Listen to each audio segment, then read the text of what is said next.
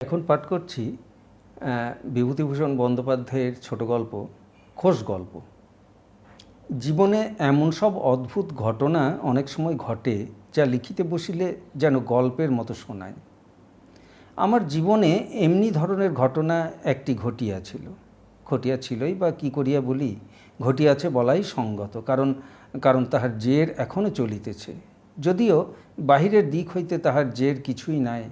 যাহা কিছু ঘটিতেছে সবই আমার ও আর একজনের মনে। প্রেমের কাহিনী এ নয়, কিসের কাহিনী বলা শক্ত, তবু এত সূক্ষ্ম ও বস্তুবিহীন তার ঘটনা যেন মাকড়সার জালে বোনা কাপড়।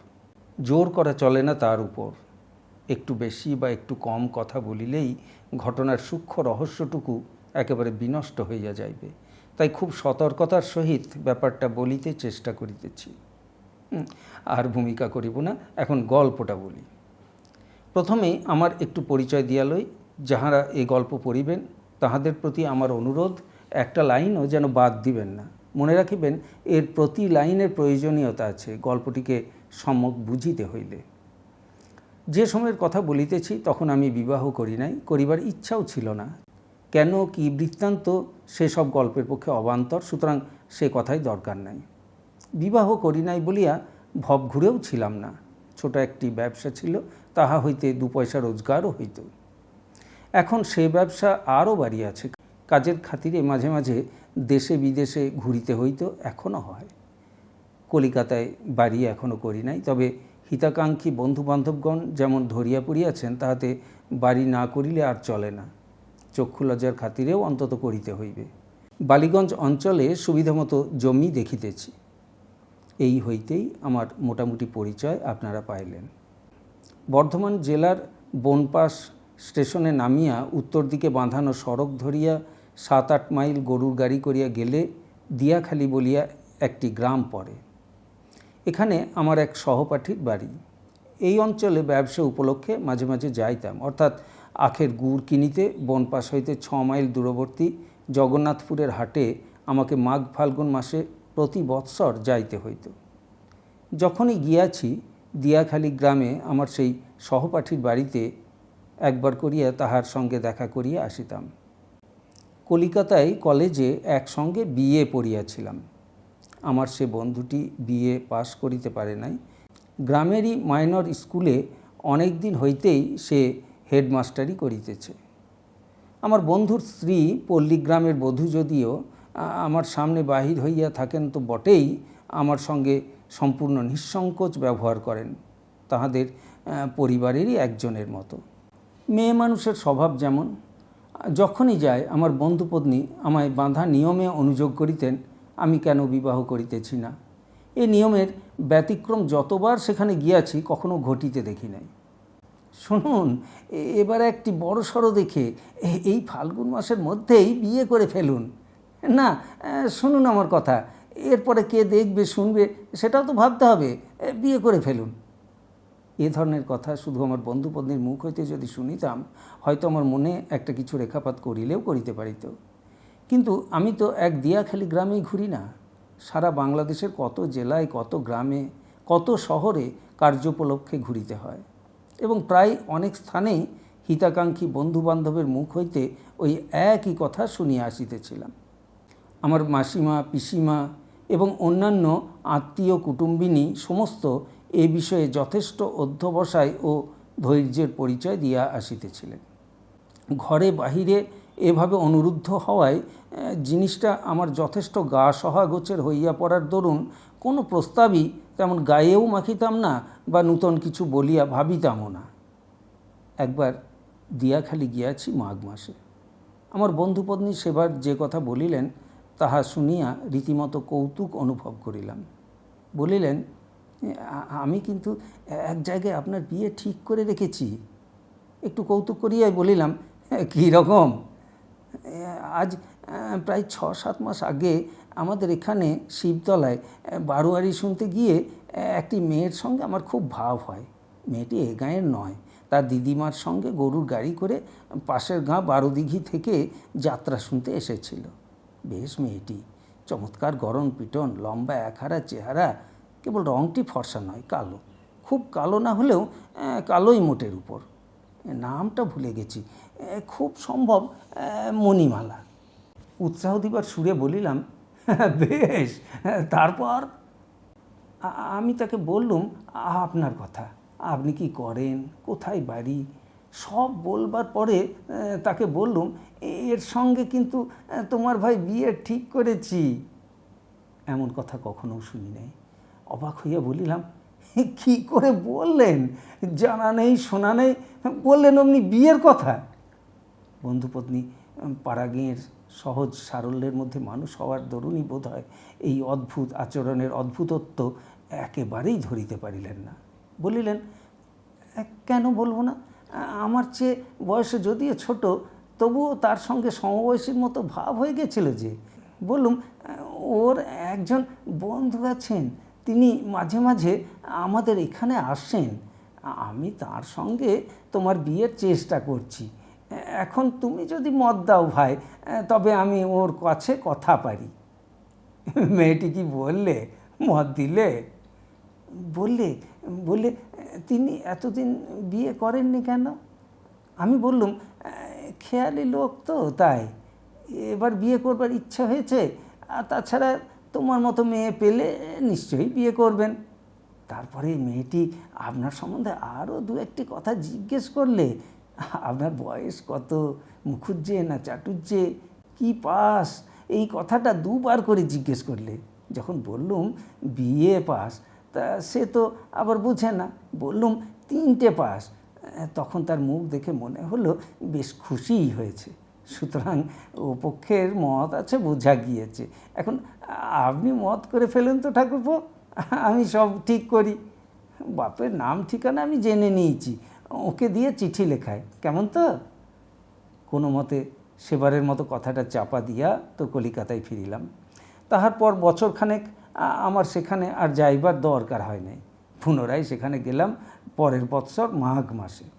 সন্ধ্যায় বসিয়া গল্প করিতেছি, বন্ধুপত্নী বলিলেন কথায় কথায়, ঠাকুরপো, মনে আছে সেই মণিমালার কথা?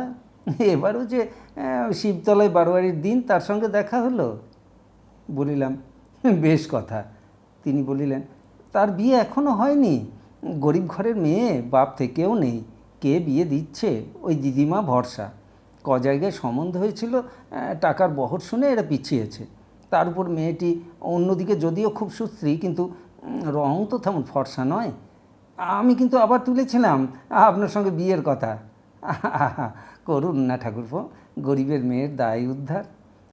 এবার সে নিজেই আপনার কথা জিজ্ঞেস করলে। আমি বিস্মিত হইয়া বলিলাম, কী রকম? বন্ধুপত্নী বলিলেন, আমার সঙ্গে খুব ভাব হয়ে গিয়েছে কি না, আমরা যেখানে বসি সেখানটাতে বসে কথা বললে কারও কানে যাবার ভয় নেই। পরে একটু থামিয়া হাসি মুখে একটু সুর নামায়া বলিলেন, এই কথা সে কথার পরে আপনার কথা তুললাম, তা বললে বিয়ে পাস তো চাকরি না করে ব্যবসা করেন কেন? আমি বললাম, স্বাধীন ব্যবসা ভালোবাসেন, টাকাও বেশ রোজগার করেন। আর একটা কথা বলেছে, শুনলে আপনি হাসবেন। কি কথা? বললে, আপনি দেখতে কেমন, কালো না ফর্সা? কৌতুকের সুরে বলিলাম, আপনি কি বললেন? বললাম, না কালো না ফর্সা, মাঝামাঝি। আপনি আমার বিয়ের চান্সটা এভাবে মাটি করে দিলেন। বন্ধুপত্নী কৃত্রিম ভর্ৎসনার সুরে বলিলেন, এর মধ্যে ঠাট্টার কথা কি আছে? না না, ও হবে না, এই ফাল্গুন মাসের মধ্যেই বিয়ে করুন, সব ঠিক করে ফেলি। এ ধরনের কথা ঘোষ গল্প হিসেবেই শুনিয়া থাকি। এতই অভ্যস্ত হইয়া পড়িয়াছি এ ধরনের কথায়, কাজেই যখন কলিকাতায় চলিয়া আসিলাম, তখন বেমালুম সকল কথাই মনের মধ্যে কোথায় তলাইয়া গেল কাজের হুড়াহুড়িতে। বছর পার হইতেই জীবন অন্য পথে চলিল। পূর্বের ব্যবসা ছাড়িয়া দিয়া অন্য ব্যবসা খুলিলাম কলিকাতায়। সুতরাং জগন্নাথপুরের হাটে গুড় কিনিতে আর যায় না। ইতিমধ্যে বন্ধুবান্ধব ও আত্মীয় স্বজনের অনুরোধে বিবাহও করিলাম। মেয়েটি পাইয়াছি ভালো, ভবানীপুর অঞ্চলে বাপের বাড়ি, লেখাপড়া জানে, সুন্দরীও বটে, কিন্তু সবচেয়ে বড় গুণ চমৎকার গান গায়। বিবাহের পরও 1.5 বছর কাটিয়া গিয়াছে। গত মাঘ মাসের কথা, একদিন ভবানীপুরে শ্বশুরবাড়ি হইতেই ফিরিতেছি। বৈকাল গড়াইয়া গিয়াছে, সন্ধ্যা হয়। পশ্চিম আকাশ লাল হইয়া উঠিয়াছে, ফোর্টের বেতারের মাস্তুলে লাল আলো জ্বলিয়াছে। বৈদ্যুতিক সংবাদপত্রের উজ্জ্বল অক্ষরে জানায় দিল যে আবিসিনিয়ার সম্রাট লিগ অফ নেশনসে পুনরায় দরখাস্ত পেশ করিয়াছেন এবং মোহনবাগান হকি না ক্রিকেট খেলিতে বোম্বে যাইতেছে। চৌরঙ্গীর মোড়ে বাস হইতে নামিতেই নজরে পড়িল আমার সেই দিয়াখালীর বন্ধুটি সস্ত্রীক দাঁড়াইয়া রহিয়াছে, সম্ভবত বাসের প্রত্যাশায়। খুশির সহিত আগাইয়া গেলাম। আরে তুমি যে কলকাতায়, কবে এলে? যে নমস্কার, ভালো আছেন? অনেক দিন দেখা সাক্ষাৎ হয়নি, চিনতে পারেন? বন্ধুপত্নী বলিলেন, চিনতে কেন পারবো না, আপনি ডুমুরের ফুল হয়ে গেলেন তারপর থেকে, আপনার সঙ্গে আর কথা বলবো না। বন্ধুপত্নীকে মিষ্ট কথায় ঠান্ডা করিলাম। বন্ধুটির মুখে শুনিলাম তাহার ছোট শালী চিত্তরঞ্জন সেবা সদনে চিকিৎসার জন্য আসিয়াছে, আজ দিন 15 হইল। মধ্যে অবস্থা খারাপ হওয়াতে পত্র পাইয়া বন্ধুটি সস্ত্রীক শালীকে দেখিতে আসিয়া শ্যামবাজারে এক আত্মীয় বাড়ি উঠিয়াছে। এখন চিত্তরঞ্জন সেবা সদন হইতেই ফিরিতেছে। মেট্রোয় বায়োস্কোপ দেখিবে বলিয়া এখানে নামিয়া পড়িয়াছে। বন্ধু বলিল, চলো না হে, তুমিও চলো। এ তো কখনো ওসব দেখতে পায় না, তাই ভাবলাম ফিরবার পথে মেট্রোতে একবার ঘুরিয়ে নিয়ে যাব। আর এদিকে শালিটি তো সেরে উঠেছে, কাজেই মনও ভালো, এসো আমাদের সঙ্গে। অনুরোধ এড়াইতে না পারিয়া গেলাম মেট্রোতে। কয় বছর যায় নাই, বন্ধু ও বন্ধুপত্নী সেজন্য যথেষ্ট অনুযোগ করিলেন। কথায় কথায় বন্ধুপত্নী বলিলেন, বিয়ে করেছেন আপনি? কথার কি উত্তর দিব ভাবিতে না ভাবিতেই তিনি বলিলেন, করেননি তা বেশ বুঝতে পারছি। উনিও বলেন, সে বিয়ে করলে কি আর আমাদের একখানা নেমন্ত্রণপত্র দিত না? করেননি না? এ কথার পরে বিবাহ করিয়াছি কথাটা হঠাৎ বলা চলে না, সুতরাং তখনকার মতো অর্থহীন হাসি হাসিয়া চুপ করিয়া রহিলাম। তবে হাসিটি যতদূর সম্ভব দ্ব্যর্থসূচক করিবার চেষ্টা করিয়াছিলাম মনে আছে। ইন্টারভ্যাল হইল, বন্ধুটি পান কিনিবার জন্য বাহিরে গেল। আমার বিবাহের কথা বলিবার সুযোগ খুঁজিতেছিলাম, ভাবিলাম এইবার মোলায়েম করিয়া বলিয়া ফেলি বন্ধুপত্নীর নিকট। কিন্তু বন্ধুপত্নীও যে আর একটি কথা বলিবার সুযোগ খুঁজিতেছিলেন তাহা বুঝি নাই। বলিলেন, জানেন, একটা কথা বলি, সেই যে আমাদের দেশের মেয়েটির কথা বলেছিলাম, মনে আছে? সেই মণিমালা। হ্যাঁ, খুব মনে আছে। মনে মনে একটু শঙ্কিত হইয়া উঠিলাম। এই গত পৌষ মাসে শিবতলায় আমার তার সঙ্গে দেখা। 2 বছর দেখা হয়নি, কথা আর ফুরুতে চায় না। তার বিয়ে হয়নি এখনও। কেন হয়নি সে কথা আমি জিজ্ঞেস করিনি, তবে ভাবে বোঝা তো যাচ্ছে ওরকম গরিব ঘরের মেয়ের কেন বিয়ে হতে দেরি হয়। আমি কথা বলিবার জন্যই বলিলাম, হ্যাঁ হ্যাঁ হ্যাঁ, তা বই কি। তারপর শুনুন, কথায় কথায় কলকাতার কথা উঠল। সে কখনো কলকাতা দেখেনি। আমি হেসে বললুম, আচ্ছা, তোমায় শিগগির কলকাতা দেখাচ্ছি। এ কথায় মেয়েটি হাসলে। ভারী বুদ্ধিমতী মেয়ে, ও বুঝতে পেরেছে আমি কি বলছি।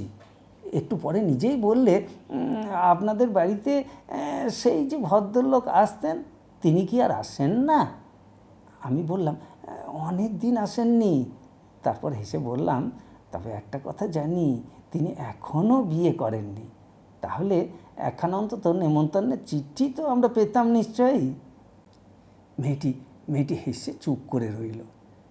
আমার বেশ মনে হয় সে এখনও মনে মনে ভাবে আপনি তাকে বিয়ে করবেন। তার উপর আবার শুনুন, হয়তো আমার উচিত হয়নি এত কথা বলা। আসবার সময় আবার তাকে বললাম, তাহলে কিন্তু এবার কলকাতা দেখার ব্যবস্থা করছি। মেয়েটির লজ্জা হলো, কিন্তু মুখ দেখে মনে হলো ভারী খুশি হয়ে উঠেছে মনে মনে। মুখে কেবল একটা কথা বলেছিল উঠে আসবার সময়, যেন তাচ্ছিল্যের সুরে হঠাৎ বললে, আমার আর অমত কি, তবে তুমি ভাই দিদিমাকে একবার বললো। সত্যই সে আপনার আশায় রয়েছে, এ কথা আমি জোর করে বলতে পারি। যা বলেছে মেয়ে মানুষ, তার চেয়ে আর কি বেশি বলবে।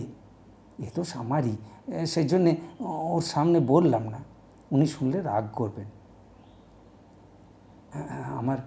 আমার অনুরোধ ঠাকুরপো, দয়া করে গরিব ঘরের মেয়েটাকে নিয়ে তাদের দায় উদ্ধার করুন। আপনি আপনি তাকে নিয়ে জীবনে সুখী হবেন এ কথা বলতে পারি। অমন সুস্ত্রী সরলা শান্ত মেয়ে পাবেন না।